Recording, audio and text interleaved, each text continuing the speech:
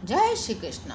मैं संध्या शर्मा श्री कृष्ण कथा में आप सभी कृष्ण भक्तों का स्वागत करती हूँ। शिशुपाल का उद्धार। जरासंध की घटना का विवरण सुनने के पश्चात महाराज युधिष्ठिर अत्यंत प्रसन्न हुए और कहने लगे, मेरे प्रिय श्री कृष्ण, आनंद एवं ज्ञान के शाश्वत स्वरूप श्री ब्रह्मा, श्री शिव, राजा इंद्र सहित इस भौतिक जगत के कार्यकलापों के उच्च निर्देशक भी आपसे आदेश पाकर उसे संपन्न करने के लिए उत्सुक रहते हैं। जब भी वे सौभाग्यवश ऐसे आदेश पाते हैं, वे तत्काल ही उन्हें ग्रहण करके अपने हृदय में अवस्थित करते हैं। आप परम ब्रह्म हैं, श्री भगवान हैं, आपके लिए कोई संबंधी नहीं है। मेरे प्रिय माधव, आप किसी से भी पराजित नहीं हो सकते। इस प्रकार श्री कृष्ण को संतुष्ट करने के पश्चात महाराज युधिष्ठिर ने राष्ट्रीय यज्ञ संपन्न करने का प्रबंध किया। उन्होंने सभी योग्य ब्राह्मणों एवं ऋषियों को हिस्सा लेने के लिए आमंत्रित किया। यज्ञशाला में विभिन्न पदों पर पुरोहितों के रूप में नियुक्त किया।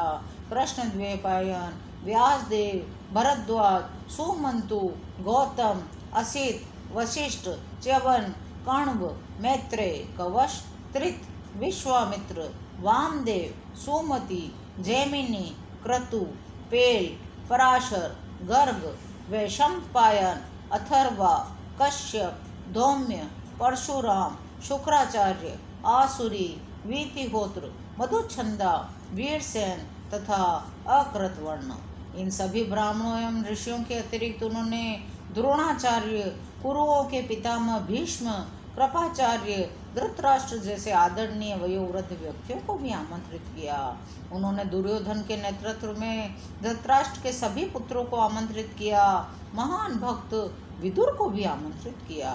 महाराज युधिष्ठिर के द्वारा आयोजित इस महायज्ञ में हिस्सा लेने के लिए ब्रह्मा जी, शिव जी, राजा इंद्र जैसे उच्च देवता गण उपस्थित थे।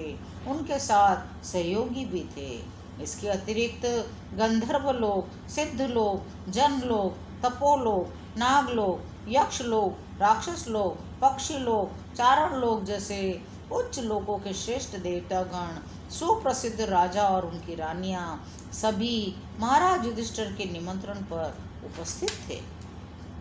वैदिक पद्धति के अनुसार जब भी यज्ञ के लिए व्यवस्था की जाती है तो यज्ञ में भाग लेने वाले सदस्यों को सोम नामक पौधे का रस पिलाया जाता है। सोम पौधे का रस एक प्रकार का प्राणदायक पेय है। सोम रस को निकालने के लिए महाराज युधिष्ठिर ने उस विशेष पुरोहित का आदरपूर्वक स्वागत किया, जिसे यज्ञ संबंधी विधियों की औपचारिक गलतियों को खोज निकालने में संलग्न किया गया था। ऐसे यज्ञ समारोह में उपस्थित सर्वश्रेष्ठ व्यक्ति की अग्र पूजा अर्पित की जाती है। जब युधिष्ठिर महाराज के यज्ञ में सभी व्यवस्थाएं पूरी हो गई तो दूसरा विचारणीय विषय था, समारोह में किसकी उपासना करनी चाहिए। यह अग्र पूजा राष्ट्रपति के चुनाव के समान ही होती है। श्री सहदेव ने भगवान श्री कृष्ण के पक्ष में कहा, इस सभा में यदुवंश के सदस्यों में सर्वश्रेष्ठ तथा अपने भक्तों के संरक्षक श्री कृष्ण ही सर्वश्रेष्ठ व्यक्ति है। अतः मेरा विचार है, बिना किसी आपत्ति के श्री कृष्ण की सर्वप्रथम पूजा करके उन्हें सम्मान देना चाहिए। यद्यपि ब्रह्मा जी, शिव जी, स्वर्ग लोगों के राजा, इंद्र, अन्य कई देवतागण इस सभा में उपस्थित हैं, जिस प्रकार एक व्यष्टि आत्मा ही उसके भौतिक शरीर के विकास का मौलिक सिद्धांत है, उसी प्रकार श्री कृष्ण इस विराट जगत के परम आत्मा हैं। अतः श्री कृष्ण सभी जीवात्माओं में कोई अंतर नहीं है। महायज्ञ की अग्र पूजा श्री कृष्ण को प्रदान की जानी चाहिए एवं किसी भी व्यक्ति को इससे असहमत नहीं होना चाहिए। परम आत्मा के रूप में श्री कृष्ण प्रत्येक जीवात्मा में विद्यमान हैं। यदि हम उन्हें संतुष्ट कर सकते हैं तो स्वयं ही प्रत्येक जीवात्मा संतुष्ट हो जाएगा। इस भाषण के पश्चात सभा में उपस्थित सभी सदस्यों ने सहदेव का अनुमोदन किया और कहा, तुम्हारे कहे गए प्रत्येक वाक्य सत्य हैं।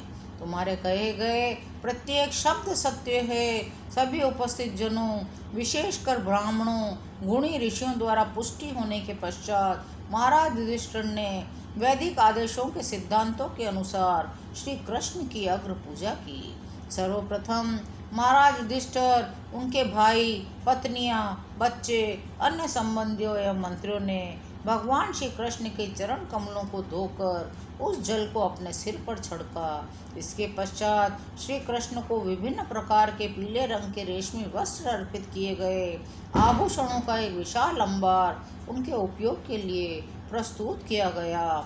उस समय सभा में उपस्थित सभी सज्जन हाथ जोड़कर खड़े हो गए, जय जय नमः नमः का उच्चार करने लगे। उस सभा में राजा शिशुपाल भी उपस्थित था। अनेक कारणों से वह श्री कृष्ण का प्रत्यक्ष शत्रु था, विशेषकर इसलिए कि श्री कृष्ण ने विवाह समारोह से रुक्मिणी का अपहरण कर लिया था। वह श्री कृष्ण का इतना सम्मान और उनके गुणों की कीर्ति को सहन नहीं कर पाया। श्री कृष्ण की लीलाओं का वर्णन सुनकर प्रसन्न होने के बजाय वह अत्यंत क्रोधित हो उठा। जब सभी ने उठकर श्री कृष्ण का सम्मान किया तो वह अपनी गद्दी पर ही बैठा रहा, परंतु जब श्री कृष्ण के सम्मानित किए जाने पर वह क्रोधित हो उठा तो अचानक ही उठा, हाथ उठाकर दृढ़तापूर्वक बिना किसी भय के भगवान श्री कृष्ण के विरुद्ध बोलने लगा और इस तरह कहने लगा, भाइयों एवं बहनों, वेदों का यह कथन कि काल एक प्रबल तत्व है, मैं स्वीकार करता हूँ। कोई व्यक्ति जीवित रहने के लिए अत्यंत प्रयास कर सकता है, परंतु जब मृत्यु का समय आता है तो उसे कोई नहीं बचा सकता। यहाँ मैं देख रहा हूँ, यद्यपि इस सभा में अनेक निष्ठावान व्यक्ति उपस्थित हैं, किंतु काल का प्रभाव इतना बलवान है कि वे एक लड़के के कथन से पथभ्रमित हो गए हैं, जिसने श्री कृष्ण के विषय में इतनी मूर्खतापूर्वक बात कही है। यहाँ पर अनेक गुणी ऋषि हैं, वयोवृद्ध व्यक्ति उपस्थित हैं, फिर भी एक मूर्ख लड़के के कथन को सबने स्वीकार कर लिया है। मैं समझ नहीं पा रहा हूँ, आपने इस ग्वाले श्री कृष्ण को क्यों चुना, अन्य सभी महान व्यक्तियों को अनदेखा क्यों कर दिया। मैं श्री कृष्ण को एक कौवे से अधिक कुछ नहीं मानता। वह इस महान यज्ञ में अग्र पूजा को स्वीकार करने के लिए किस प्रकार योग्य हो सकता है।